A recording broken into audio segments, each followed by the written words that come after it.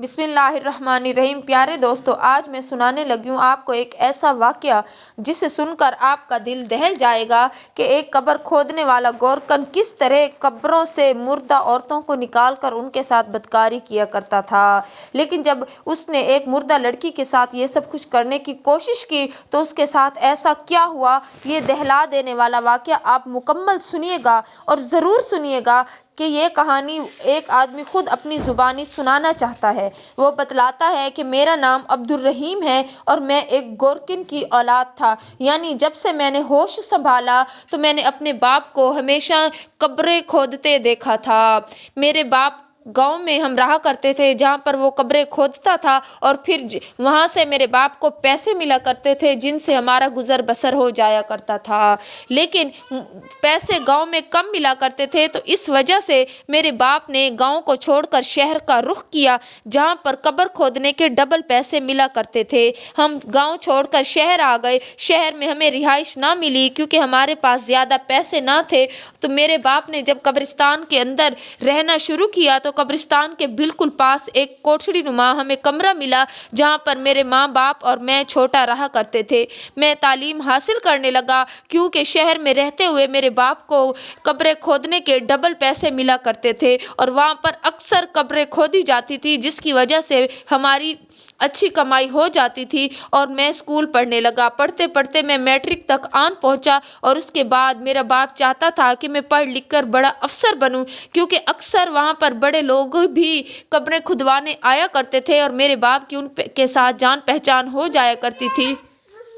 Matric के बाद जैसे ही मैं एफए में आया, जब भी मैं पेपर देता तो मेरी सप्ली आ जाती। मुसलसल 5 साल कोशिश करता रहा लेकिन मैं कामयाब ना हुआ और फिर मैं बीए तक भी ना पहुंच सका और वापस वही काम करना शुरू कर दिया जो मेरा बाप किया करता था। अब तो मेरी माँ ने चीखना चिल्लाना शुरू कर दिया कि ये क्या है और ऐसा क्यों हो रहा है। हम तो अपने बेटे को अफसर बनाना चाहते थे और ये वापस गोरकन बन गया। अगर यही काम इसने करना था तो इतनी मेहनत करने की ज़रूरत क्या थी, इतने साल ज़ाया क्यों गए हैं।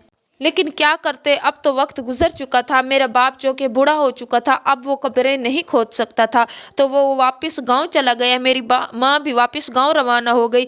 मेरी माँ ने बचपन से ही मेरी निस्बत में अपनी भांजी के साथ तय कर रखी थी। जब उन लोगों ने देखा कि मैं बड़ा अफसर तो नहीं बना, वापस गोरकन बना हूँ, तो उन्होंने मेरा रिश्ता देने से इनकार कर दिया कि हम एक गोरकन को अपनी बेटी का रिश्ता कभी नहीं देंगे।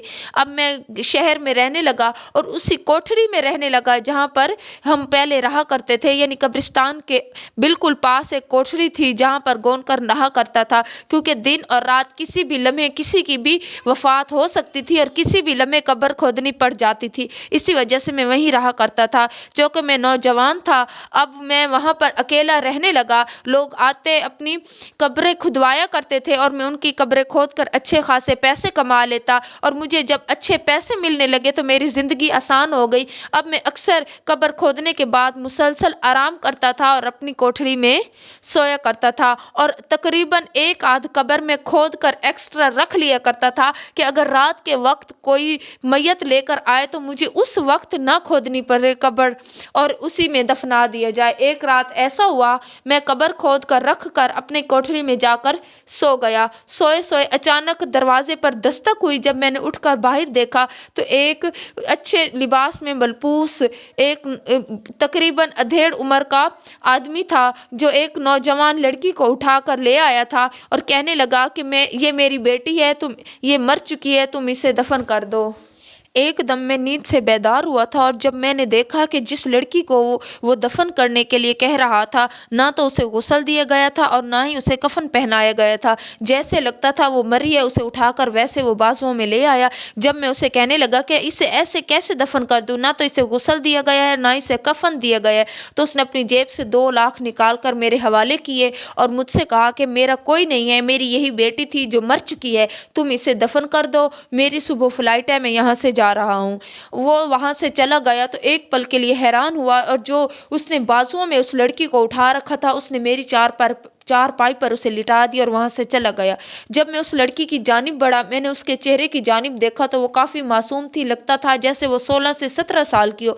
मैं एकदम हैरान हुआ, मेरे जहन में ख्याल आया कि कितनी खूबसूरत लड़की है, और अचानक इसे क्या हुआ कि ये बेचारी इस दुनिया से चल बसी। मेरे दिमाग में अजीब व गरीब ख्यालात आने लगे, क्योंकि मेरी जो निस्बत तय थी वो तो मेरी खाला ने ये कहकर तोड़ दी थी कि गोरकन को कोई भी अपनी बेटी देना गवारा नहीं करता। अब तो ये लड़की मेरे सामने थी, बेशक ये मर चुकी थी, लेकिन वो मेरी आंखों के सामने थी और उसे मैंने ही दफन करना था, और उसके बारे में मुझसे कोई हिसाब लेने वाला भी कोई ना था। अचानक मेरे दिमाग में शैतान ने ये बात डाली कि क्यों ना तुम इसके साथ बदकारी कर लो, क्योंकि जिस तरह तुम अब से पहले कुछ और लड़कियों के साथ भी ये काम कर चुके हो जो कि मुर्दा थी, ये तो उनमें सबसे ज़्यादा खूबसूरत है। मैं उसके करीब हुआ, जैसे ही मैं उसके करीब हुआ, उसके साथ कुछ बुराई करना चाहा, अचानक मुझे लगा कि वो उठ गई है। जैसे ही वो उठकर बैठी, एक पल के लिए मेरे रोंगटे खड़े हो गए और मैं वहाँ कोठड़ी से निकल कर बाहर आ गया। मेरी दिल की धड़कन तेज़ हो गई, मेरी सांसें तेज़ तेज़ चल रही थी, क्योंकि मैं बचपन से ही अपने बाप को गोरकन का काम करते देखता हुआ आया था, और मेरे सामने कभी ऐसा वाक़या ना हुआ था और ना ही मेरे बाप के सामने कभी ऐसा वाक़या पेश आया था कि कोई मरने के बाद दोबारा ज़िंदा हो जाए। मेरा दिल मुसलसल धड़क रहा था, क्योंकि मैं पहले ये गुनाह 2 से 3 मरतबा कर चुका था, और अब मेरे रोंगटे खड़े इसलिए हो रहे थे कि शायद अल्लाह तबारक व तआला मुझ पर मेरे इस गुनाह की वजह से कोई अजाब देना चाह रहा है कि उसने एक मुर्दे को ज़िंदा कर दिया है। मैं आहिस्ता आहिस्ता कदमों से चलता हुआ वापस जब कोठड़ी की जानिब गया, अंदर झांका तो वाकई वो लड़की वहाँ पर बैठी रो रही थी। तब मेरे दिल को थोड़ा सा ये सुकून हुआ कि ये जो मैं देख रहा हूँ ये सच है, ये झूठ नहीं है, बल्कि ये लड़की ज़िंदा है। मैं कमरे के अंदर दाखिल हुआ तो मैंने उससे रोता हुआ देखा। मैंने उससे पूछा कि तुम तो मर गई थी, तुम कैसे ज़िंदा हो गई? जब उसने मेरे मुँह से ये अल्फाज सुने तो वो कहने लगी कि मैं मरी नहीं थी, मैं सिर्फ बेहोश हो गई थी।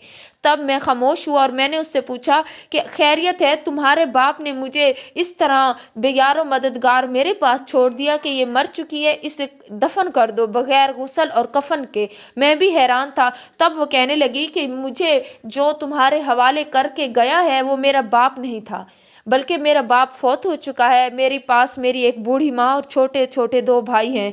मैं बच्चों को कुरान पाक पढ़ाती हूँ, मैं हाफिज़ कुरान हूँ, और मैं बच्चों को घर घर जाकर अमीर घरों में कुरान पाक पढ़ाया करती थी, और मुझसे वहाँ मुझे जो आमदन यानी जो रुपए मिलते थे वो काफ़ी अच्छे थे, जिसकी वजह से मेरा घर अच्छा चलने लगा। चूँकि मैं पर्दा करती थी और लोगों के घरों के अंदर जाकर उनके बच्चों को पढ़ाया करती थी। एक अमीर घर जो मुझे आदमी अब दे गया है, उनके घर बच्चों को कुरान पाक पढ़ाने जाया करती थी। मुझे महसूस होता था कि जैसे मुझे कहीं से कोई देख रहा है, लेकिन मैंने कभी किसी को देखा नहीं था। एक दिन मैं यहाँ इन बच्चों को पढ़ाने गई और जाकर कमरे में बैठ गई, वेट करने लगी कि शायद बच्चे आ रहे हैं, लेकिन वहाँ पर कोई ना आया। वहाँ पर ये आदमी आन पहुँचा। जब मैंने इसे कमरे में दाखिल होकर दरवाज़ा बंद करते देखा तो मैंने चीखना चिल्लाना शुरू कर दिया। तो वो कहने लगा, चीखने की कोई ज़रूरत नहीं है, घर में कोई मौजूद नहीं है जो तुम्हारी मदद को आएगा।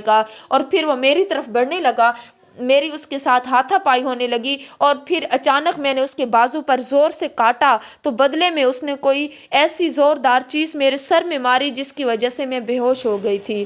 काफ़ी टाइम बेहोश रहने के बाद उस शख्स ने जब देखा कि मैं बेहोश हूँ तो उसने यही समझा कि मैं मर चुकी हूँ, और उसने मुझे उठाकर तुम्हारे हवाले कर दिया और ये कह दिया कि ये मेरी बेटी है। इतना सुनाने के बाद उसने रोना शुरू कर दिया तो मैं परेशान हो गया, और फिर वो कहने लगी कि अब भी जब तुम मेरे साथ बदकारी करने लगे थे तो अचानक अल्लाह के करम से मुझे होश आ गया और मेरे साथ बुरा होने से बच गया। तब जब उसने ये कहा तो मैंने कहा, अगर तुम चाहो तो मैं तुम्हें तुम्हारे घर वापस छोड़ आता हूँ। तब वो लड़की रोने लगी और कहने लगी कि मुझे जब तुम रात के आधे रात के बाद छोड़ने जाओगे तो मुझे वहाँ कौन कबूल करेगा, क्योंकि तकरीबन मेरे घर के अंदर तो ये लोग जान चुके होंगे कि मैं शायद किसी के साथ भाग गई हूँ। जब मैंने ये सुना तो मैं सोच में पड़ गया, और फिर मैंने उससे यही कहा कि मेरे पास एक हल है, क्योंकि मेरा भी यहाँ कोई नहीं है, मैं अकेला रहता हूँ, क्योंकि तुम्हारा भी अब यहाँ कोई नहीं है, और जैसे तुम बता रही हो कि तुम्हारा बाप भी नहीं है और ना ही कोई बड़ा भाई है, तो तुम ऐसा करो, तुम मेरे साथ निकाह कर लो। तो वो लड़की मेरे साथ निकाह करने पर राज़ी हो गई, क्योंकि वो हाफिज़ कुरान थी, नेक थी, और उसे मेरे गोरकन होने पर कोई एतराज़ ना था। और फिर अगली सुबह हम दोनों ने निकाह कर लिया। अब اب وہ اپنے گھر گئی اور وہاں جو کہ اس کا گھر کرائے کا تھا اپنی ماں اور چھوٹے 2 بھائیوں کو لے کر میرے پاس وہی کوٹھری میں آ گئی۔ اب کوٹھری کے باہر جو دروازہ تھا میں نے اس کے باہر دیوار ڈال دی اور پھر وہ گھر کا صحن علیحدہ ہو گیا۔ اب وہ وہاں رہنے لگی اور بچوں کو قرآن پاک پڑھانے لگی۔ اسی طرح وقت گزرنے لگا، میں جو کہ چند مرتبہ کچھ نوجوان لڑکیوں کے ساتھ جو کہ ان کی قبر کے اندر گھس کر بدکاری کر چکا تھا، اب یہی بات مجھے تڑپاتی تھی کہ یہ میں نے کیا کر دیا، اور میں مسلسل اللہ تبارک و تعالیٰ کی راہ میں توبہ کرنے لگا، کیونکہ اگر اس رات میں اس لڑکی کے ساتھ جو اب میری بیوی تھی بدکاری کے بارے میں نہ سوچتا تو شاید مجھے توبہ کا موقع نہ ملتا، کیونکہ اچانک جیسے وہ اٹھ کر بیٹھی تھی اور میرے مائنڈ میں تھا کہ وہ مر چکی ہے، تو اللہ نے مجھ پر یہ عیاں کیا کہ میں جو کچھ کر رہا ہوں وہ گناہ ہے، اور اللہ نے مجھے توبہ کا ایک موقع دیا تھا، اور اب میں مسلسل اللہ تبارک و تعالیٰ کی راہ میں توبہ و استغفار کرنے لگا۔ وقت مزید گزرنے لگا، 2 سے 3 سال گزر گئے تو اچانک ایک دن کے وقت ایک آدمی کے لیے قبر کھودنے کا کہا گیا، اور جب جنازہ لایا گیا تو ایک پل کے لیے میں لرز کر رہ گیا، کیونکہ وہ کسی اور کا جنازہ نہیں تھا بلکہ اسی آدمی کا تھا جس نے اس لڑکی کو جو اب میری بیوی تھی میرے حوالے کیا تھا۔ وہ جل کر کوئلہ ہو چکا تھا، اسے پہچانا اس لیے گیا تھا کیونکہ اس کے ساتھ جو 2 چھوٹے بچے آئے تھے میری بیوی نے بتلایا کہ یہ اسی آدمی کے ہیں، یہ وہی بچے ہیں جنہیں وہ قرآن پڑھانے ان کے گھر جایا کرتی تھی۔ جب میں نے اس کا یہ انجام دیکھا کہ اس نے کس طرح کسی کی بیٹی کی عزت پر ہاتھ ڈالا، اور پھر آج اس کا جو انجام میں نے دیکھا تو یہ میری روح تک کو لرزنے پر مجبور کر گیا۔ اب تو میں دن رات اللہ کی راہ میں توبہ و استغفار کرتا، اپنے گناہوں کی معافی مانگتا کہ یا باری تعالیٰ میں نے جو گناہ کیا تھا، اور وہ بھی کسی ایسے کے ساتھ جو کہ مر چکی تھی، اس فانی دنیا سے جا چکے تھے، میں نے جو ان کے ساتھ گناہ کیا، یا باری تعالیٰ مجھے معاف فرما دے۔ جب میری بیوی کو پتہ چلا تو اس نے بھی مجھ سے یہی کہا کہ تم توبہ کرو، کیونکہ اللہ تبارک و تعالیٰ کسی بندے کی توبہ سے اتنا زیادہ خوش ہوتا ہے جتنا کسی اور بات سے خوش نہیں ہوتا۔ وہ بھی میرے لیے بخشش طلب کرتی تھی اور میں بھی اپنے لیے توبہ و استغفار کرنے لگا۔ اب اس کہانی کو بتانے کی سیکھ یہ ملتی ہے یا سبق یہ حاصل ہوتا ہے کہ ہمیں بھی ایسے گناہوں سے باز رہنا چاہیے۔ اگر کوئی اس طرح کا گناہ کرتا ہے تو وہ باز آ جائے، کیونکہ جب توبہ کا دروازہ بند ہو جائے گا یعنی موت آ جائے گی تو پھر کبھی بھی کوئی توبہ، کوئی معافی، کوئی بخشش کچھ بھی قبول نہ کی جائے گی۔ جب تک ہماری سانسیں چل رہی ہیں ہمیں اللہ سے توبہ و استغفار کرنا چاہیے اور ایسے برے گناہ سے دور رہنا چاہیے۔ یہ گناہ صرف ان لوگوں کے لیے نہیں ہے جو گورکن ہیں، بلکہ جو اپنی زندگی میں کبھی بھی بدکاری کرتے ہیں، چاہے وہ مرد ہیں یا عورتیں ہیں، اپنی زندگی میں کبھی بھی، چاہے وہ اپنے قریبی سے کرتے ہیں یا پھر کسی دور سے کرتے ہیں، انجان سے کرتے ہیں، جان پہچان والے سے کرتے ہیں، کسی سے بھی ایسا اگر کوئی گناہ کرتا ہے تو اللہ تبارک و تعالیٰ کی پکڑ بہت شدید ہے، کیونکہ اللہ تبارک و تعالیٰ کبھی بھی اس گناہ کی معافی نہیں دے گا۔ اس کے لیے دنیا میں بھی سزا ہے اور اس کے لیے آخرت میں بھی سزا ہے۔ اگر کوئی دنیا میں اس طرح کا برا کرے گا تو وہ کسی نہ کسی طرح اس برائی کا بدلہ کاٹ کر جائے گا اور اللہ تبارک و تعالیٰ کی ناراضگی کا الگ سامنا کرنے پڑے گا۔ اس لیے سب لوگوں سے گزارش ہے کہ تمام لوگ مل کر دعا کریں کہ اللہ تبارک و تعالیٰ ہم سب کو اس گناہ سے دور رکھے، اور نہ صرف ہمیں دور رکھے بلکہ تمام کل مومن مسلمان کو اس گناہ سے دور رکھے۔ آمین۔